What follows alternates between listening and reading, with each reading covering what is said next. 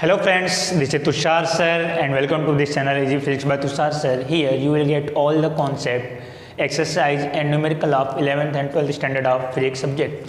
Today I am going to take lecture chapter will be alternating current and today's topic will be NCERT example form 7.1 to 7.5. Chapter आपका पूरा का पूरा हो चुका है. आज हम देखते हैं इस पर बेस एग्जाम्पल अल्टरनेटिंग करंट का पूरा चैप्टर आपका कंप्लीट हो चुका है. कोई भी टॉपिक अगर आपका छूटा हो तो डिस्क्रिप्शन में लिंक है, वहाँ से जाके आप वॉच कर सकते हो. ओके, तो इस चैप्टर में टोटल अगर मैं एग्जाम्पल की बात करूँ तो टोटल आपका 11 एग्जाम्पल है 7.1 टू 7.11.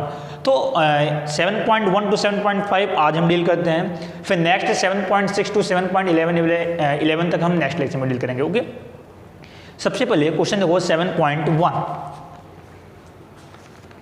दिया है. A light bulb, question number 7.1 दिया है. A light bulb is rated at 100 watt. एक बल्ब है उसकी रेटिंग कितनी है 100 वाट. तो पावर दिया है P इक्वल टू 100 वाट. आगे फॉर ए 220 वोल्ट सप्लाई. अब देखो क्वेश्चन में अगर दिया है कि 220 volt supply, 100 supply, 220 volt supply या तो 200 वोल्ट सप्लाई, इसका मतलब क्या हुआ कि वो वोल्टेज की वैल्यू दी है. कौन सा वोल्टेज? RMS voltage. अगर आपको मैक्सिमम वोल्टेज देगा तो वहां पे क्वेश्चन मेंशन कर देगा the maximum voltage will be that, the peak voltage will be that, यानी महत्तम वोल्टेज का मान ये है, पीक वोल्टेज का मान ये है, आपको क्वेश्चन में मेंशन कर देगा. अगर मेंशन नहीं किया है मतलब कौन सा वोल्टेज दिया वो आपको दिया है आरएमएस वोल्टेज. तो यहाँ पे क्वेश्चन में दिया है कि फॉर इट 220 वोल्ट सप्लाई, मतलब कि आरएमएस वोल्टेज कितना है V RMS equal to 220 volt. Find, आपको निकालना क्या क्या है. सबसे पहले आपको निकालना the resistance of the bulb, bulb का प्रतिरोध कितना है वो निकालना है. दूसरा आपको निकालना peak voltage of the source, voltage का पीक वोल्टेज यानी कि मैक्सिमम वोल्टेज कितना है वो आपको निकालना है. तीसरा आपको निकालना है कि RMS current through the bulb, यानी कि आरएमएस करंट कितनी होगी वो आपको बताना है. यानी कि एक सर्किट है, उस सर्किट में आपने एक बल्ब लगा के रखा. सिंपल क्या है, एक सर्किट है, सर्किट में आपने यहाँ पर एक बल्ब लगा के रखा है और यहाँ से आपने एसी वोल्टेज दिया. ये वोल्टेज कितना है, ये 220 वोल्ट है और इसकी पावर कितनी है, ये दिया आपको 100 वॉट. आपको बताना है कि तो सर्किट में मैक्सिमम वोल्टेज कितना होगा, इसका रेजिस्टेंस कितना होगा, बल्ब का रेजिस्टेंस, बल्ब का प्रतिरोध कितना होगा और इस सर्किट की आरएमएस करंट कितनी होगी. तो एकदम सिंपल क्वेश्चन है. सबसे पहले मैं करता हूं रेजिस्टेंस निकालता हूं. ये तो पावर दिया है, वोल्टेज दिया है, तो आप रेजिस्टेंस कैसे निकालोगे. पावर दिया है, वोल्टेज दिया है, तो मुझे रेजिस्टेंस निकालना होगा. तो हमारे पास फॉर्मूला है P is equal to V square upon R. पढ़ा आपने पावर का, ये सिंपल सा फॉर्मूला. यहां से R इक्वल टू कितना आ जाएगा, R is equal to V square upon P. Simple है. वोल्टेज क्वेश्चन में गिवन है, वोल्टेज कितना है 220 वोल्ट, तो 220 का square divided by power, question में कितना दिया, पावर विल बी 100. इसको हम सॉल्व कर लेते हैं. ये हमारा आ जाता है कितना 484 ओम, दैट इज द रेजिस्टेंस, प्रतिरोध. ठीक. अब क्वेश्चन में दूसरा पार्ट दिया है, देखो मैक्सिमम वोल्टेज निकालिए. तो मैक्सिमम वोल्टेज कैसे निकालोगे, आरएमएस वोल्टेज दिया है तो वी आरएमएस का फॉर्मूला Vm/√2. यहां से Vm कितना आ जाएगा, वी आरएमएस इंटू √2 और वी आरएमएस क्वेश्चन में दिया है कितना 220 वोल्ट. तो 220 इंटू √2, इसको हम सॉल्व करते हैं. 220 इंटू √2 ये आपका आता है 311 वोल्ट मैक्सिमम वोल्टेज. यानी कि मैक्सिमम वोल्टेज कितना, देखो 311 वोल्ट और नॉर्मली हम कितना लेके चल रहे हैं 220 वोल्ट. ये हो गया पार्ट बी का आंसर. पार्ट सी में देखो दिया है कि आई आरएमएस आप निकालो. सिंपल सी बात है ये. तो आई आरएमएस कैसे निकालोगे, पावर आई आरएमएस निकालना है तो पावर का formula P equal to V into I. Simple, P equal to V into I. यहाँ से आई इक्वल टू कितना P अपॉन V, कैसे भी आप निकाल सकते हो. P कितना, आपको आई आरएमएस निकालना है तो P, यहाँ भी वोल्टेज कौन सा चाहिए, वी आरएमएस चाहिए, ये ध्यान देना. आप P कितना, पावर आपको दिया 100, वी आरएमएस कितना, तो वी आरएमएस आपने निकाल के, वी आरएमएस आपका क्वेश्चन में दिया था कितना 220 वोल्ट. तो ये कितना आपका आ जाएगा 0.5, सॉरी ये 220 वोल्ट है ना, ये 220 वोल्ट. एक मिनट, ये आपका 220 वोल्ट है, ये आपका आ जाएगा 454 ampere, that is the answer. Simple सा क्वेश्चन है, कुछ नहीं, डायरेक्ट फॉर्मूले पर है। ये आपका क्वेश्चन हुआ क्वेश्चन नंबर 7.1। अभी हम देखते हैं क्वेश्चन नंबर 7.2।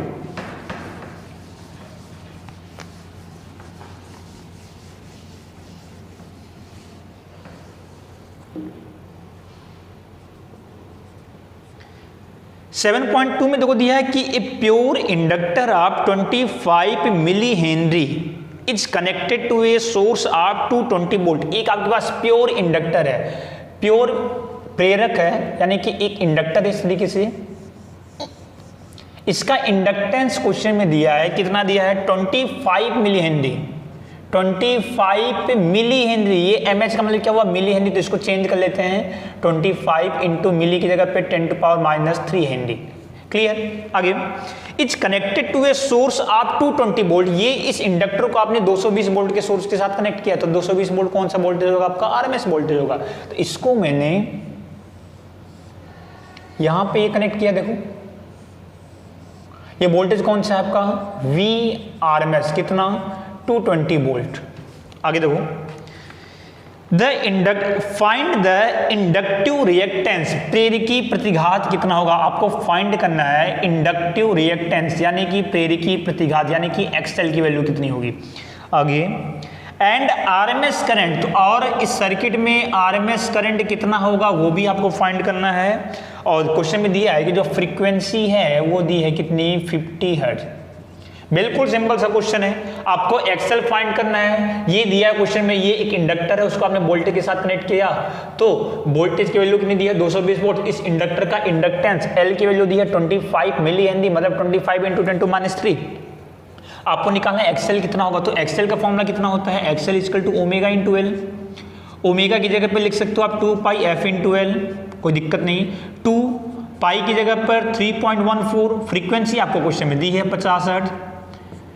इंडक्टेंस आपको क्वेश्चन में दिया है 25 इंटू 10⁻³ यहां से आप चाहो तो एक्सेल निकल जाएगा। ये आप एक्सेल इसको सॉल्व कर लो, इसको ये आपका आता है 7.85 ohm, that is the answer.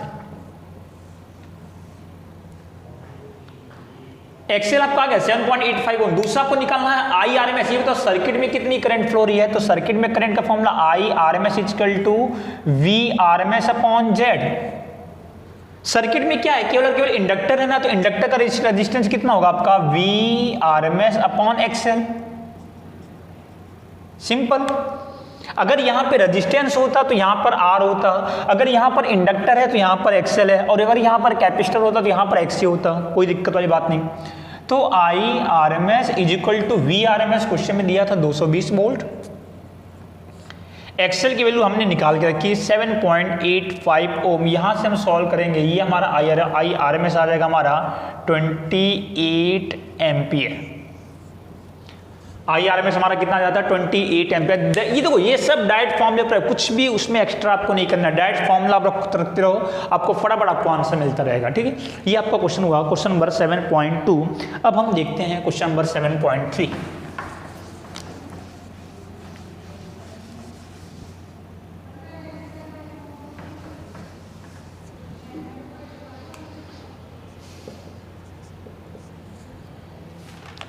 देखो दिया है कि ए lamp is connected in series with a capacitor, predict your observation for DC and AC connection. दिया है कि एक लैंप है यानी एक बल्ब है, उसको आपने एक कैपेसिटर के साथ कनेक्ट किया। तो मान लेता हूं मैं, ये हमारे पास एक बल्ब है, इसको मैंने ये कैपेसिटर और ये एक बल्ब,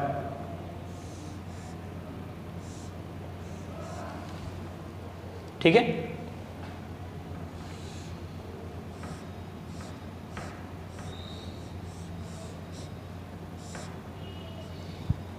क्वेश्चन में दिया है कि ये एक बल्ब को आपने एक कैपेसिटर के साथ कनेक्ट किया। आपको बताना है कि predict your observation for DC and AC connection. अगर आप इसको डीसी कनेक्शन करते हो तो आपका ऑब्जर्वेशन क्या होगा, और अगर आप इसको एसी कनेक्शन करते हो तो आपका ऑब्जर्वेशन कितना होगा।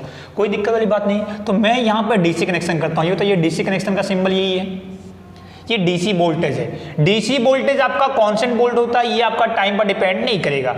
ये आपका एसी वोल्टेज है, ये कौन सा वोल्टेज, डीसी वोल्टेज, ये कौन सा वोल्टेज, एसी वोल्टेज।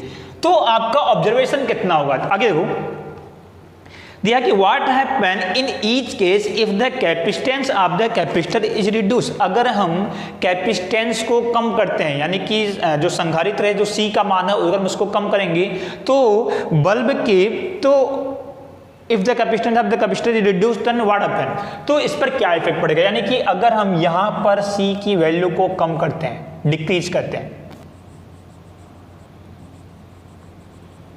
और यहां भी सी की वैल्यू को कम करें, तो क्या फर्क पड़ेगा। मेरी बात सुनना आप, ये देखो ये आपका डीसी वोल्टेज है, या ये अगर आपका डीसी वोल्टेज है ये होता तो यहाँ की क्या इसकी कोई एंगुलर फ्रीक्वेंसी होगी। एंगुलर फ्रीक्वेंसी किसकी होती है, जहाँ पे सिंपल हार्मोनिक मोशन की, यानी कि अगर चार्ज पार्टिकल आपका सिंपल हार्मोनिक मोशन कर रहा है तो उसकी एंगुलर फ्रीक्वेंसी होगी। अगर चार्ज पार्टिकल आपका सिंपल हार्मोनिक मोशन नहीं कर रहा है तो एंगुलर फ्रीक्वेंसी कितनी हो जाएगी, जीरो हो जाएगी, सीधी सी बात है। ये तो वोल्टेज कांस्टेंट है ना, अगर ये वोल्टेज कांस्टेंट है तो इसकी एंगुलर फ्रीक्वेंसी कितनी, जीरो, कोई भी कोणीय आवृत्ति आपका नहीं होगा। इसकी एंगुलर फ्रीक्वेंसी होगी कि नहीं, 100% इसकी एंगुलर फ्रीक्वेंसी होगी, इसकी कोणीय आवृत्ति होगी। क्यों, क्योंकि वोल्टेज कैसा, ये एसी वोल्टेज है और यहां पर चार्ज पार्टिकल आपका ऑक्सीलेट करता रहता है, यानी यहां पर एंगुलर फ्रीक्वेंसी आपकी है, ये आपका जीरो नहीं होगा और यहां पर जीरो होगा आपका। अगर यहां पर एंगुलर फ्रीक्वेंसी जीरो है तो ये बताओ, तो ये जो कैपेसिटर है इसका रेजिस्टेंस कितना होगा, यानी कि एक्सी की वैल्यू कितनी, 1/ओमेगा-c। अगर मैं ओमेगा की जगह पे जीरो पुट अप करता हूं, ये बताओ अगर ये जीरो आ जाएगा तो एक्सी कितना हो जाएगा, इनफाइनाइट।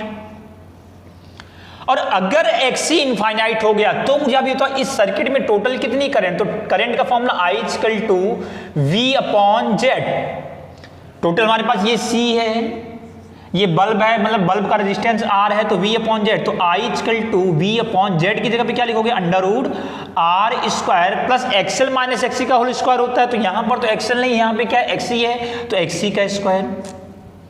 मुझे अभी बताओ अगर हमारा XC इनफाइनाइट हो जाए, ये इनफाइनाइट हो गया, ये बताओ अगर ये इनफाइनाइट हो जाएगा तो ये पूरा इनफाइनाइट, और अगर ये पूरी वैल्यू इनफाइनाइट, यानी कि ये जो बॉटम का है, ये जो डिनोमिनेटर ये इनफाइनाइट हो गया। अब अगर ये इनफाइनाइट हो जाएगा तो करंट कितनी हो जाएगी हमारी, जीरो। जीरो होने का मतलब क्या हुआ कि सर्किट में कोई भी करंट आपका फ्लो नहीं कर रहा है। अब अगर सर्किट में करंट फ्लो नहीं कर रहा है तो ये जो बल्ब है क्या ये ग्लो करेगा, नो, बल्ब आपका ग्लो नहीं करेगा।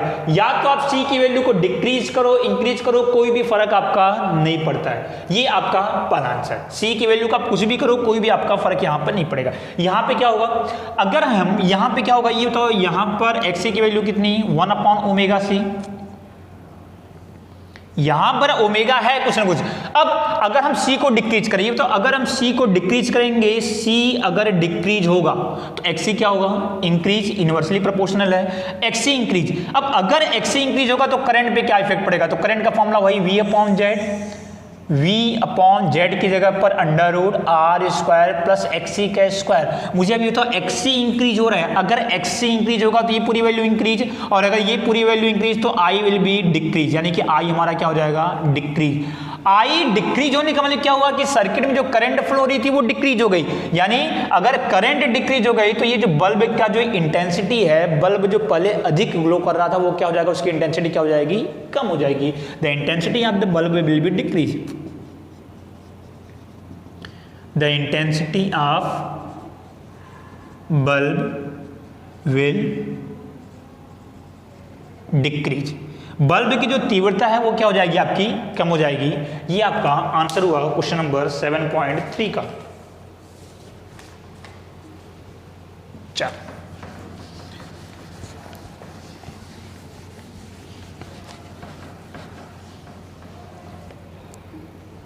अभी क्वेश्चन, एक मिनट सॉरी, अभी हम क्वेश्चन देखते हैं क्वेश्चन नंबर 7.4 देखो, दिया है ए 15 माइक्रोफैरेड कैपेसिटर। एक कैपेसिटर आपके पास, ये इसकी वैल्यू कितनी है, 15 माइक्रोफैरेड। आगे देखो, is connected to a 220 volt 50 hertz supply, यानी कि इस कैपेसिटर को आपने यहां पर, ये कैपेसिटर कितना था, 15 माइक्रोफैरेड, और इस कैपेसिटर को आपने 220 वोल्ट और 50 हर्ट्ज के साथ कनेक्ट किया। 50 हर्ट्ज का मतलब क्या हुआ, फ्रीक्वेंसी कितनी है 250 हर्ट्ज, और ये 220 वोल्ट यानी कौन सा वोल्टेज दिया है, ये आपको दिया है आरएमएस। ये सब आप बिल्कुल ध्यान में रखना, फटाफट आप इसको लिख देना ऐसे। आगे फाइंड द कैपेसिटिव रिएक्टेंस, यानी कि संधारित्र का प्रतिघात कितना होगा, यानी कि पहले आपको निकालना है कैपेसिटिव रिएक्टेंस, यानी कि XC की वैल्यू कितनी होगी, कितना होगा XC इक्वल टू 1/ω/C, कोई दिक्कत नहीं, 1/ω की जगह पर 2 पाई f इंटू सी, 1/2 पाई की वैल्यू 3.14, f क्वेश्चन में दिया है 50, C आपका दिया है 15 माइक्रोकूलम, तो माइक्रो को हम चेंज कर देते हैं, ये हो जाएगा 15 इंटू माइक्रो की जगह पे 10⁻⁻6, ये माइक्रोकूलम दिया है ना, तो माइक्रो की जगह पे 15 इंटू 10⁻⁶ कूलम, इसको हम सॉल्व करते हैं, ये हमारा आता है 212 ओम, ये हमारा आ गया क्या XC। आगे find the capacitive reactance, find कर लिया आपने, एंड करंट, और आपको करंट फाइंड करना है। करंट आपको फाइंड करना दिया है आरएमएस एंड पीक, यानी कि आपको आई आरएमएस फाइंड करना है और आई पीक मतलब क्या हुआ, मैक्सिमम करंट फाइंड करनी है। कोई दिक्कत वाली बात नहीं, यहां पर ये बताओ आई आरएमएस करंट कितना, V RMS upon Z, circuit में केवल जी था, जेड की जगह पे क्या आएगा इसका रेजिस्टेंस, वी आरएमएस कितना है, तो वी आरएमएस हमारे पास है कितना, वी आरएमएस की पहले ये बताओ ये कितना जाएगा, वी आरएमएस अपॉन जेड की जगह पे क्या आ जाएगा, XC आ जाएगा, ठीक है। वी आरएमएस कितना 220, XC कितना, XC की जगह पे 212, इसको हम सॉल्व करते हैं, ये हमारा आई आरएमएस हमारा आता है 1.04 एम्पियर, ये आई आरएमएस। अब ये तो आई आरएमएस 1.04 एम्पियर है, तो आई मैक्सिमम कितना होगा, कोई दिक्कत वाली बात नहीं, आप निकाल सकते हो। आई आरएमएस का फॉर्मूला होता है Im/√2, यहां से Im कितना आ जाएगा, √2 इंटू आई आरएमएस, तो √2 इंटू आई आरएमएस कितना 1.04, इसको हम मल्टीप्लाई करते हैं, Im इक्वल टू √2 इंटू 1.04, इसको मल्टीप्लाई करोगे that will be 1.47 ampere.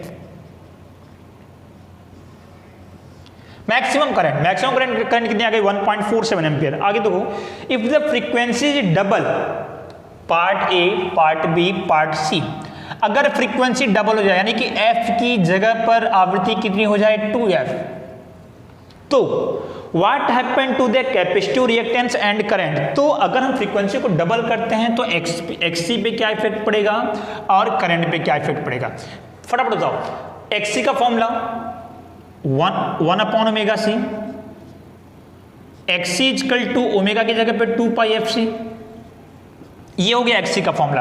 Current का फॉर्मूला V/Z, और Z की जगह पर V/Z की जगह पर XC, और XC की जगह पे ये आपका आ जाएगा 1/2 पाई FC, ये तो 2 पाई FC ऊपर आ जाएगा, यानी कि I equal to V into 2 pi F into C।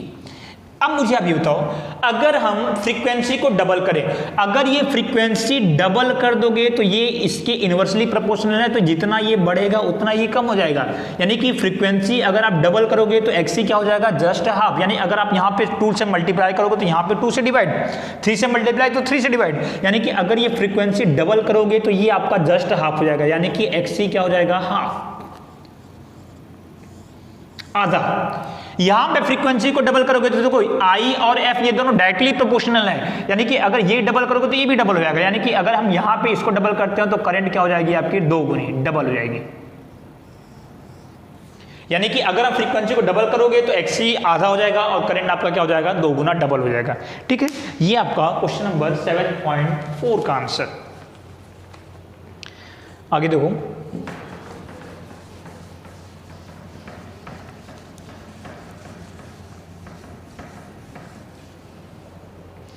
Question number 7.5 में दिया है कि light bulb and an open coil inductor are connected to an AC source through a key as shown in the figure, the switch is close and after some time an iron rod is inserted into the interior of the inductor, the glow of the light bulb increase decrease unchange. दिया है एक आपके पास एक inductor है और ये एक light bulb है, इसको आपने एसी के साथ कनेक्ट किया, एसी सोर्स के साथ, और यहां पर ये एक स्विच कनेक्ट किया आपने, ठीक है। अब दिया है कि इस स्विच को आपने ऑन कर दिया, ऑन करोगे ये बताओ तो करंट यहां पे कहीं ना कहीं फ्लो होगा, यानी ये जो बल्ब होगा ये क्या होगा, ये ग्लो करेगा, ठीक। अब क्वेश्चन में दिया है कि ये जो इंडक्टर है ये इंडक्टर है और ये रेजिस्टेंस है आपका। इस इंडक्टर के अंदर अगर आप किसी भी मेटेलिक रॉड को लेके आते हो, अगर आप इस इंडक्टर के अंदर अगर आप किसी मेटेलिक रॉड को लेके आते हो तो इफेक्ट क्या होगा। बात समझना आप, किसी भी इंडक्टर के अंदर अगर हम किसी भी मेटेलिक रॉड को लेके आते हैं, ये बताओ इंडक्टर के अंदर करंट फ्लो हो रहा है, करंट फ्लो होने के कारण वो कुछ ना कुछ मैग्नेटिक फील्ड बना रहा होगा। अगर उस मैग्नेटिक फील्ड के अंदर अगर हम किसी भी मटेरियल को लेके आएंगे तो इसका मैग्नेटाइजेशन हो जाता है। मैग्नेटाइजेशन का मतलब क्या हुआ कि इसके अंदर भी एक मैग्नेटिक प्रॉपर्टी क्रिएट हो जाएगी। जब भी ये आपका चैप्टर नंबर 5 में है, डिटेल में है, चैप्टर नंबर 5 मैग्नेटिज्म और मैटर, चुंबकत्व और ध्रुव में। अभी इतना समझो कि जब भी हम किसी कॉइल में, जब भी हम इंडक्टर के अंदर करंट फ्लो रहा है, वो मैग्नेटिक फील्ड बना रहा होगा, तो जैसे हम इस मेटेलिक कंडक्टर को उसके अंदर लेके आएंगे तो इसका मैग्नेटाइजेशन हो जाएगा, यानी कि ये मैग्नेटिक फील्ड के इफेक्ट में आ गया। मैग्नेटिक फील्ड के इफेक्ट में आने के कारण इसका हो गया मैग्नेटाइजेशन। मैग्नेटाइजेशन का मतलब क्या हुआ कि इसके अंदर मैग्नेटिक प्रॉपर्टी आ गई। अब मैग्नेटिक प्रॉपर्टी आने के कारण ये खुद ही एक मैग्नेट के तरीके से बिहेव करने लगेगा। तो एक तो मैग्नेटिक फील्ड है किसकी, इंडक्टर की, और एक मैग्नेटिक फील्ड इसका, यानी कि मैग्नेटिक फील्ड टोटल क्या हो गया, इंक्रीज हो गया। मैग्नेटिक फील्ड इंक्रीज होने के कारण उस कॉइल का जो इंडक्टेंस होएगा वो क्या हो जाएगा, डिक्रीज। क्या होगा आपका, जैसे आप इस मेटेलिक रॉड के अंदर, ये आपके पास एक इंडक्टर है, इस इंडक्टर के अंदर मैंने मेटेलिक रॉड को आप लेकर आओगे, इंडक्टर के अंदर करंट फ्लो रही है, उस करंट के कारण कुछ कुछ मैग्नेटिक फील्ड बनना होगा, उस इंडक्टर के अंदर भी मैग्नेटिक फील्ड होगा, चुंबकीय क्षेत्र होगा। जब आप इस मेटेलिक रॉड को उसके अंदर लेकर जाओगे तो ये जो रॉड है ये मैग्नेटिक फील्ड के रेंज में आ जाएगा, यानी कि मैग्नेटिक फील्ड के इफेक्ट में आएगा। उस मैग्नेटिक फील्ड के इफेक्ट में आने के कारण इस रॉड का मैग्नेटाइजेशन हो जाएगा, यानी कि इसके अंदर चुंबकीय गुण इसके अंदर आ जाएंगे, मैग्नेटिक प्रॉपर्टी आ जाएगी। जैसे इसके अंदर मैग्नेटिक प्रॉपर्टी आती है वैसे ही ये रॉड आपका खुद एक थोड़ा बहुत मैग्नेट के तरीके से बिहेव करने लगेगा। कहने का मतलब क्या हुआ कि ये तो इंडक्टर था, इसके अंदर अगर आप करंट फ्लो करोगे, ये बताओ तो करंट अगर आप इसके अंदर फ्लो करोगे तो ये मैग्नेटिक फील्ड इस तरीके से बनाएगा, यानी कि एक ये जो मैग्नेटिक फील्ड है ये इस इंडक्टर की है। जब हम इस किसी भी रॉड को इसके अंदर रखेंगे तो इस रॉड का हो जाता है मैग्नेटाइजेशन, मैग्नेटिक प्रॉपर्टी इसके अंदर खुद ही आ जाएगी, यानी कि अब ये जो रॉड है ये खुद भी थोड़ा बहुत मैग्नेटिक फील्ड बनाना शुरू कर देगा, यानी कि जो ओवरऑल मैग्नेटिक फील्ड है वो क्या हो गया, इंक्रीज।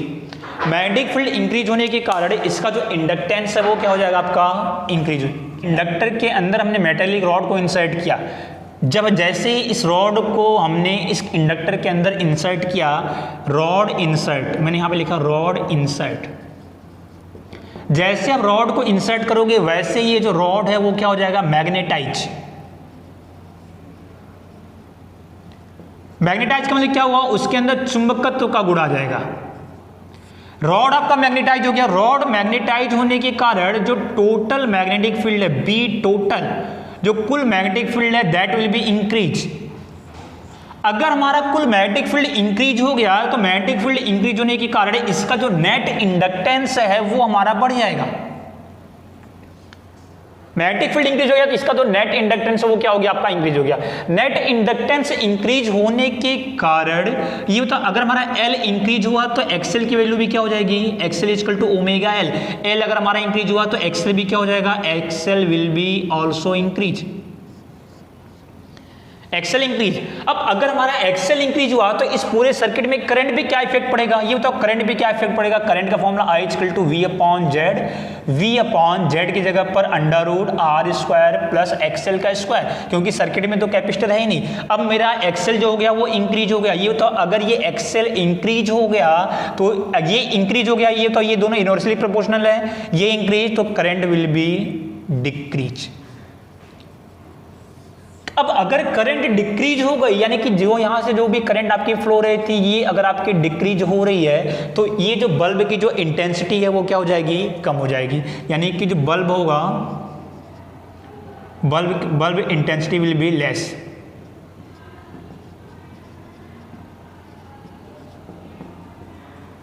बल्ब की जो इंटेंसिटी हो जाएगी वो क्या हो जाएगी, कम हो जाएगी, और जो बल्ब होगा वो लेस ग्लो करेगा। ठीक है, तो इस तरीके से आपका क्वेश्चन नंबर 7.1 टू 7.5 कंप्लीट हुआ। फिर हम नेक्स्ट लेक्चर में डील करेंगे क्वेश्चन नंबर 7.6 टू 7.11। तब तक के लिए थैंक यू सो मच।